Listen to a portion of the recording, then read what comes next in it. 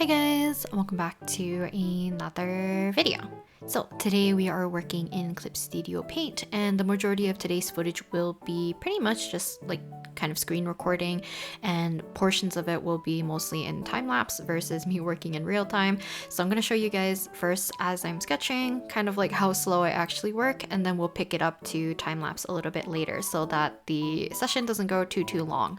So the main reason why I'm working in Clip Studio Paint today is one, I want to get better at kind of like working with line work or line art and just trying to appreciate my own way of working with it, because I always dislike how I do line art and I've never really liked doing it in Procreate or on the iPad as much as I do, let's say, in Paint Tool SI or Clip Studio Paint on an actual, just like I guess it's like a graphic tablet. I don't know how you explain these, like a drawing tablet rather than like directly on the iPad. I feel like there is a little bit of a different experience. So in terms of who I'm drawing today is that I'm basing these off of Wonwoo from 17's Maestro music video, which is their newly released title track from their new album. So they just had a comeback, which I'm super happy, and I'm really loving this like current era of 17. And I've talked about this before, so I won't delve into it again, but I've kind of like limit myself a little bit on what fan art I post recently, like more on my YouTube or on Instagram, just because it does cause me to feel like a little bit burnt out if I need to upkeep with like posting fan art versus like making a video and like overloading it on my channel. I know some people don't really mind, but I'm gonna keep that separation so that I don't feel burnt out from my own fandom that I enjoy being in. So hopefully that makes sense. So slowly moving along, we already are in time-lapse mode, and I'm just going to be working on the sketching portion. So in terms of the brushes that I'm going to be using today, there's mostly going to be three, I believe, that I end up using. So one is the Froggy pencil, which is my favorite sketching pencil as of recently, or I guess like for the last maybe year and a half I've been using it for sketching. So if you've seen me work in Paint Tool SI, the brush that I tend to use has to be able to lay down marks quite quickly. So I like having them not to be like super light. They have a good pressure and opacity for the most part for the brush.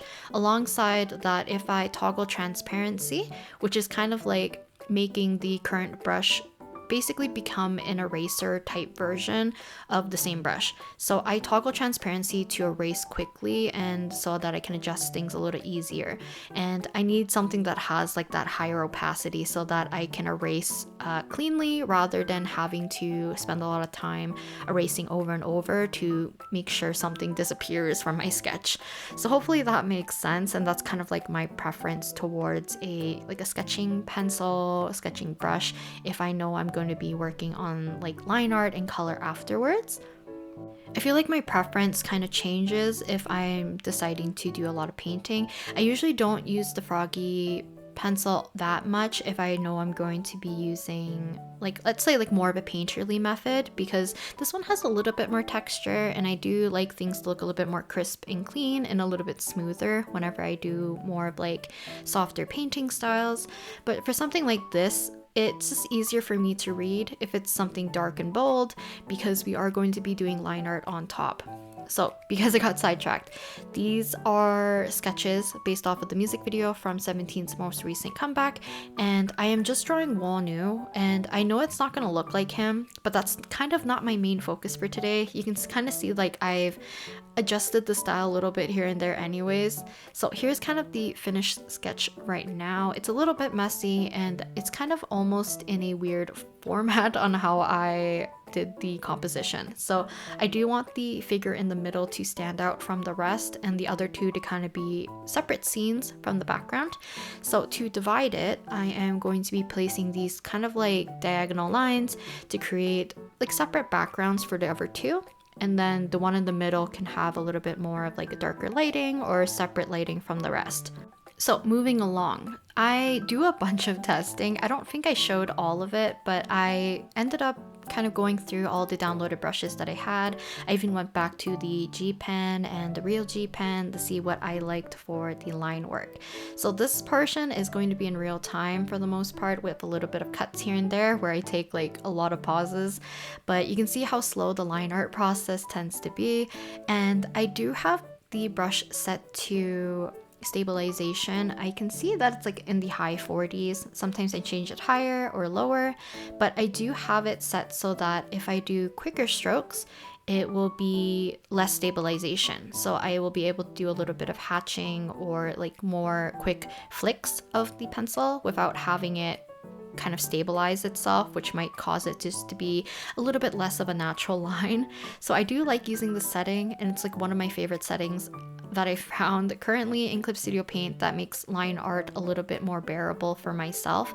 So you can see when I was doing a little bit of like the blood or scratch marks on Wonwoo's face, it was easier for me to do that with like the quick brush strokes rather than it being super slow, and it'll be probably a little bit too curated where you would maybe want more natural lines. So even for the hair here, when I'm adding a little bit of texture or some stray lines, it's a little bit easier for me to do it with that setting turned on.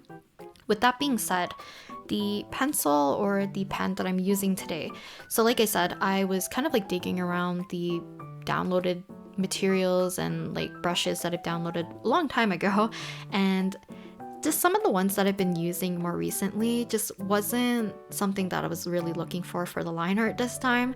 I wanted something with a little bit more tooth and texture, which usually, like I said, I don't usually go for this when I'm working with line art or something like that because I like smoother, sharper lines sometimes. But for this, because I knew I wanted to have more detailed lines and I want to be able to not really dwell on the fact that like I want to keep everything clean and crisp, I wanted to do something with texture so that it will kind of give it a different feeling, because I'm going to make the shading and the values very simple. So I wanted a little bit more contrast, and I still wanted to have details in like a different portion of the illustration or the drawing itself. So because my canvas is not like super large and the resolution isn't super high either, or I guess like resolution doesn't really matter at this point, but the canvas size itself is not super large. So my inking is already set to, or I guess like the pen or the brush that I'm using is already set to about, I think 4 or 5. I believe it's 4 on the screen is what it says. So the lines still feel a little bit thicker. I do like that this one's a little bit more chunky of a pen. So when I've used the G pen in the past for doing line work, I feel like that one has a good versatility in terms of getting thick and thin, and you can definitely adjust that more and change that in your, I guess like your pressure sensitivity little graph as well. So for me, I do like the fact that this one's a little bit more uniformed. It still tapers at the end, but I do wish I worked on a larger canvas, because even though I knew I wanted to make the line art a little bit more detailed, especially for the hair, which I had the most fun doing the inking for because I did a lot more strands this time, and I try to do this whenever I work with like inking with like hair, and I know I'm going to keep things a lot simpler with the like coloring or adding values or anything like that, just because I like the detailed look for the most part. But I know it'll look too busy if the line art is busy with a lot of detail and then the coloring is busy with a lot of detail. So I'm trying to keep a good balance between that, and hopefully it reads well in the very end. But a part of me does wish that the lines were just ever so slightly smaller so that it just looks a little bit less like condensed in a sense. Hopefully it makes sense what I'm talking about, because some of the lines just feel too similar. And part of it might be just like where I'm choosing to start and stop the line work for the hair, because usually when you're doing like line work and you don't want things to be too uniform, it's good to give a variation on like the depth of it. You can vary like the width of the different hair strands, where they stop and where they end, to give a little bit of variety of texture to the hair. And I feel like parts of it read a little bit too similar, so it would have been nice to have a little bit more variation. Or I could have used a pen that had a little bit less of a uniformed look, because some of the thinner strands that I had still read quite like thick and very prominent because of the line thickness being very uniform, I guess. Hopefully that makes sense. I know I'm saying that a lot, but I feel like I'm not confident with inking or line work that much. So I'm gonna still try my best to every so often do pieces like this so that I can get a little bit more used to doing inking and being less harsh on myself when it comes to inking. I don't know what it is about doing line art digitally more recently in the last few years that I've just been disliking.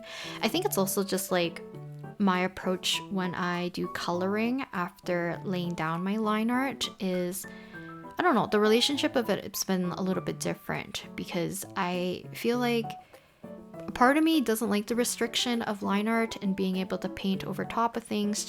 It feels a little bit more freeing, but I know it kind of lengthens my process a lot because I end up doing a lot of cleanup and a lot of rendering to fix up lines to make it look clean, where if I utilize line art with maybe my painterly-ish, it's not even that painterly, I feel like, but my rendering process for like when I do digital painting, maybe there's a happy medium that I can find.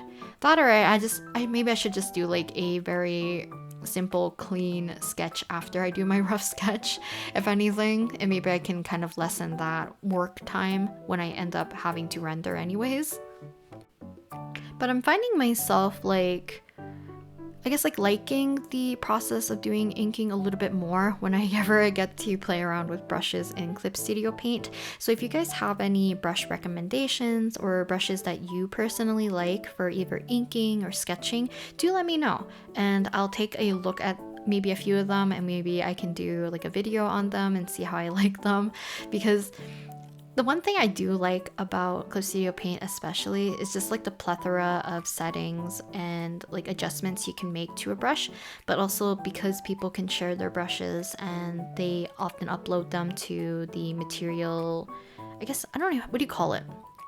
The material portion of like Clip Studio Paint's website, and you can download a bunch of them to play around with, and it's just fun to do every so often because even though I know me downloading a brush isn't going to drastically change my, I guess like the look of my illustration to like a certain extent, right? Because a lot of my personal habits and preferences are still gonna push through compared to like, let's say how someone else utilizes that brush. It's still fun to experiment and see how it does affect your work little by little, or even just like affects your mental state of like a certain type of process. Because even though I've been enjoying using the Froggy pencil whenever I do like my rough sketches or sketches where I know I'm going to spruce up later, I still really enjoy using the right Boru pen. I just haven't used it recently just because I haven't been just primarily sketching and wanting just the sketch to be a standalone sketch in like Clip Studio Paint or like when I'm doing it digitally, because I tend to either do that in Procreate or I do that in my sketchbook. So I just haven't found the need to do it as of recently. So I've been using the Froggy pencil a little bit more than the right Boru pen. So, but I still really enjoy it. So maybe I'll go back and do a session with it because it's still very fun to do. So in terms of where we are in the process, I separated, or I'm kind of like planning to separate some of the coloring or the values that I'm going to be doing for each of the individual little figures, or I guess like in this case I have Wonwoo in the center, Wonwoo in the upper left, and then Wonwoo in the upper right.